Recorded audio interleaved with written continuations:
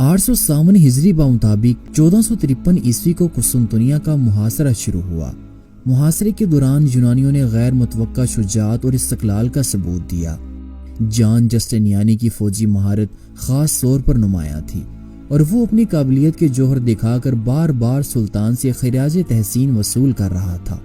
بری فوج کے حملے کا ابھی کوئی معمولی اثر بھی ظاہر نہ ہونے پایا تھا کہ 20 اپریل میں ایک مختصر سی بحری جنگ پیش آئی۔ ایک یونانی اور 4 جنوی جہاز اہل قسطنطنیہ کے لیے سامان رسد لا رہے تھے۔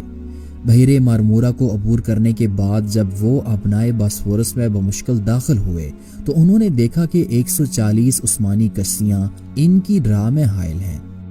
جس وقت یہ جہاز بندرگاہ کے قریب پہنچے تو ترک بیڑے نے حملہ کر دیا، لیکن جنوی جہاز عثمانی کشتیوں کے مقابلے میں بہت اونچے اور طاقتور تھے۔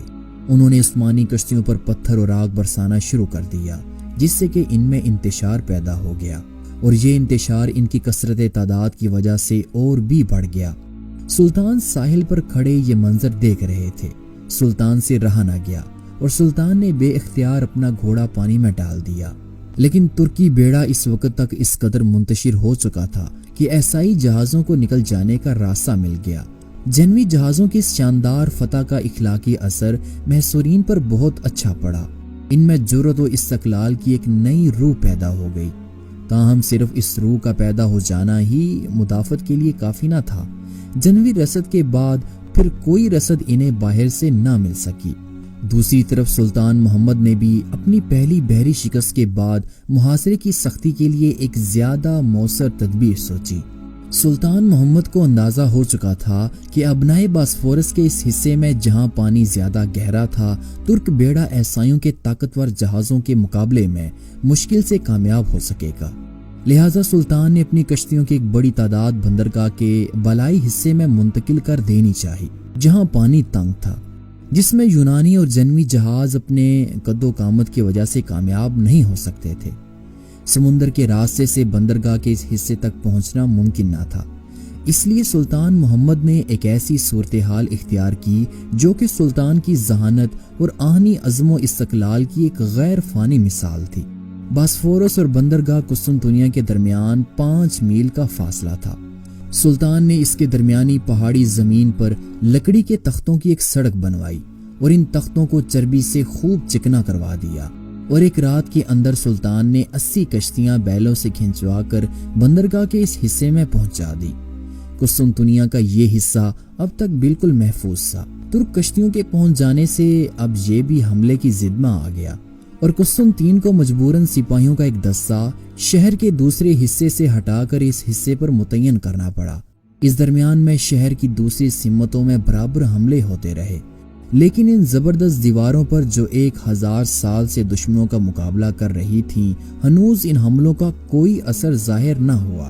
بلاخر 7 ہفتوں کی متواتر گولہ باری کے بعد دیواروں میں 3 مقامات پر شگاف نمودار ہوئے، اور سلطان محمد کو آخری حملے کی کامیابی کا یقین ہو گیا۔ 15 جمادی الاول 857 ہجری بمطابق 24 مئی 1453 عیسوی کو سلطان نے قسطنطین کے پاس پیغام بھیجا کہ اگر وہ شہر کو سلطان کے حوالے کر دے گا تو عوام اور ان کے جان و مال کی حفاظت کی جائے گی اور موریا کی حکومت قسطنطین کو دی جائے گی، لیکن قسطنطین نے اسے منظور نہ کیا۔ اس کے بعد سلطان نے فوج میں اعلان کرا دیا کہ 10 جمادی الاول 29 مئی کو آخری حملہ کیا جائے گا۔ 20 جمادی الاول 857 ہجری کی رات ترکوں نے عبادت میں گزاری اور نماز فجر ادا کرنے کے بعد حملہ شروع ہوا۔ حملہ مختلف سمتوں میں ہو رہا تھا، لیکن سب سے زیادہ زور اس حصے پر تھا جو دروازہ سینٹ رومانوس کے قریب تھا۔ وہاں کی دیوار ترک توپوں کی گولہ باری سے بہت کچھ ٹوٹ چکی تھی، لیکن دوپہر سے پہلے تک انتہائی کوشش اور فتح کی پوری امید کے باوجود عثمانی فوج کا ایک سپاہی بھی شہر میں داخل نہ ہو سکا۔ قسطنطین اور اس کے ساتھیوں نے اس روز حیرت انگیز شجاعت کا ثبوت دیا، لیکن سلطان محمد بھی عزم و استقلال کا مجسمہ تھے۔ سلطان ابتدائی ناکامیوں سے بد دل نہ ہوئے اور اب خود اپنی جنیچری دستوں کو لے کر آگے بڑھے۔ یونانی اس وقت تک بالکل خستہ حال ہو چکے تھے۔ اسی درمیان جان جسٹینیانی زخمی ہو گیا، جس کی وجہ سے اس نے میدان جنگ چھوڑ دیا۔ ایسے نازک وقت میں جب سلطان محمد اپنی پوری قوت کے ساتھ حملہ کر رہا تھا، جسٹینیانی کا اپنے ساتھیوں کو چھوڑ کر چلے جانا گویا شہر کو دشمن کے حوالے کر دینے کے برابر تھا۔ لیکن قسطنطین کے شدید اصرار کے باوجود وہ کچھ دیر بھی نہ رکا۔ اس کے پیچھے ہٹتے ہی عیسائیوں میں کمزوری کے آثار نمایاں ہونے لگے۔ قسطنطین نے خود موقع پر پہنچ کر کمان اپنے ہاتھ میں لے لی، مگر ینیچری کا حملہ اتنا سخت تھا کہ شہنشاہ اور اس کے بہادر سپاہیوں کی جانبازی زیادہ دیر تک مقابلہ نہ کر سکی۔ ینیچری کا سردار آغا حسن اپنے 30 ہمراہیوں کے ساتھ دیوار پر چڑھ گیا۔ اگرچہ حسن اور اس کے 18 ساتھی فوراً شہید کر دیے گئے، تاہم باقی کامیاب رہے، اور اس کے بعد ہی ترک دستے بھی یکے بعد دیگرے پہنچتے گئے۔ یونانیوں کے لیے اب کوئی امید باقی نہ تھی۔ قسطنطین نے اپنی سرخ ابا اتار پھینکی اور ترک فوج کے بڑھتے ہوئے طوفان میں گھس کر ایک جانباز اور سرفروش سپاہی کی طرح لڑتا ہوا مارا گیا۔ کچھ ہی لمحوں کے اندر قسطنطنیہ عثمانی فوجوں کے ساتھ بھر چکا تھا۔ پہلے تو عثمانیوں نے فتح کے ابتدائی جوش میں قتل عام شروع کر دیا، لیکن تھوڑی ہی دیر کے بعد جب یہ جوش کسی قدر ٹھنڈا ہوا اور نیز یہ دیکھ کر کہ شہر والوں کی طرف سے مزاحمت نہیں ہو رہی، تو انہوں نے اپنی تلواریں نیام میں ڈال لیں اور مال غنیمت کو حاصل کرنے میں مصروف ہو گئے۔ ظہر کے قریب سلطان محمد فاتح اپنے وزراء اور امرائے سلطنت کے ساتھ شہر میں داخل ہوئے۔ سینٹ صوفیہ کے گرجے کے پاس پہنچ کر سلطان گھوڑے سے اترے اور اس عالی شان معبد میں داخل ہو کر، جس میں 1100 برس کے ساتھ 3 خداؤں کی عبادت ہوتی آ رہی تھی، سلطان نے وہاں مؤذن کو حکم دیا کہ اللہ کے بندوں کو اس کی عبادت کے لیے آواز دی جائے۔ فتح کے دوسرے روز سلطان محمد نے شہر کا جائزہ لیا۔ جب سلطان کیسر کے شاہی محل میں پہنچے تو اس کے ویران اور اجڑے ہوئے ایوانوں پر نظر پڑی تو سلطان کی زبان سے بے اختیار فردوسی کا یہ شعر آ گیا کہ کیسر روم کے محل میں مکڑی نے جالا تان لیا ہے اور گنبد افراسیاب میں الو بول رہے ہیں۔ قسطنطنیہ میں داخل ہونے کے بعد ترکوں نے جو کچھ کیا وہ تاریخ کا کوئی غیر معمولی واقعہ نہ تھا، کیونکہ قرون وسطیٰ کے دستور کے مطابق جنگ میں مفتوحین کی جان و مال تمام تر فاتح کی ملک ہوتی تھی، جس پر اسے ہر طرح کا اختیار حاصل ہوتا تھا۔ یورپ کی سلطنتوں نے اس اختیار کے استعمال میں کوئی کمی نہیں چھوڑی تھی۔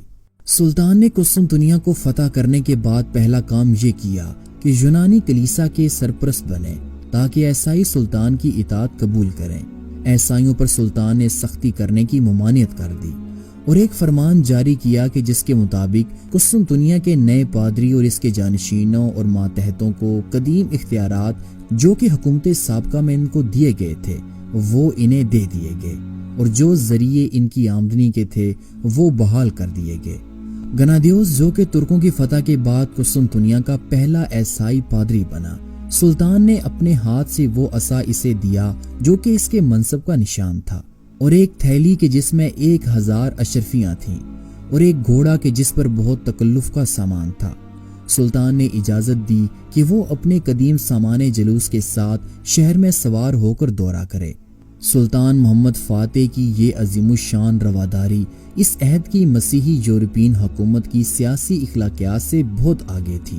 فتح کے تیسرے روز حضرت سیدنا ابو ایوب انصاری کے مزار کا انکشاف ہوا۔ آپ نے 48 ہجری کے محاصرے کے دوران میں وفات پائی تھی اور قسطنطنیہ کی فصیل سے متصل دفن ہوئے تھے۔ سلطان نے وہاں ایک مسجد تعمیر کرائی جس کا نام جامع ایوب ہے۔